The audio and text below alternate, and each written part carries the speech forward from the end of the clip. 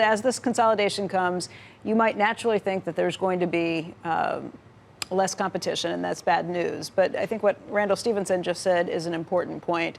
It's not the same old players who are involved with this. There are newer, bigger, more powerful kids on the block. Yeah, the real competition is Netflix, Hulu, Amazon Prime. Now we're going to have Disney Plus. All of these technology companies, plus now Disney and NBC has already announced it's going to have a service where they're fighting for the battleground is getting you, if you're going to drop cable, is using one of those services or getting something in addition. So that's the real issue. In this case, Viacom and AT&T, they need to be together. Viacom needs AT&T's distribution, and AT&T needs Viacom's channels, which are almost 20% of all the viewing. Tuna, we talk about these 800-pound gorillas who are out there, the new kids, who have this endless amount of funding, but they haven't figured out how to make money on this stuff either. In a lot of cases, they're either giving it away or willing to take a loss on it. How long do you think the market will continue to go along with that and say, yeah, we believe in this, go fight, doesn't matter if you make money right now? Well, I think the good news, Becky, is that every year we're seeing incremental progress in terms of getting to that break-even point. I think if you kind of rewind several years ago, I think everyone was experimenting with various business models and trying to figure out how to get to profitability. I think what a lot of these companies have figured out is that it's going to take some time.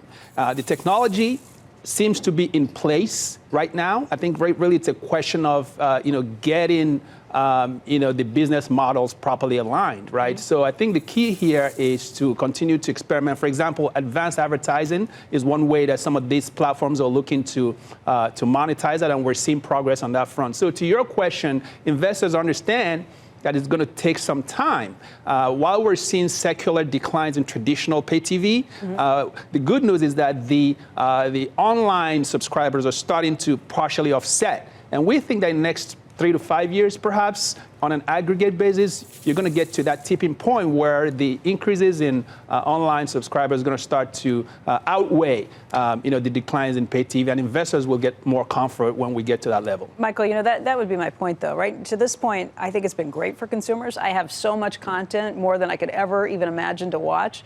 But is there a point where it's not willing to get, Wall Street's not willing to give the funding, some of those places shut down, and then all of a sudden this consolidation of power is bad for consumers? Do you see that, or is this just a whole new world and we're never going back? Yeah, the consolidation of all of these companies has been going on for a long time, as well as the shutdowns have been going on for a long time. There's nothing new in this. In fact, AT&T tried, then when it was DirecTV, tried the same thing with Viacom in 2012, and it didn't end well, because DirecTV lost a lot more subscribers. Right. So not only do I think this is going to be over soon, but the timing is fascinating. On Saturday night is Nickelodeon's big event, which is the Kids' Choice Awards. And so if the deal expires, then there's going to be a lot of consumers that are going to miss out. So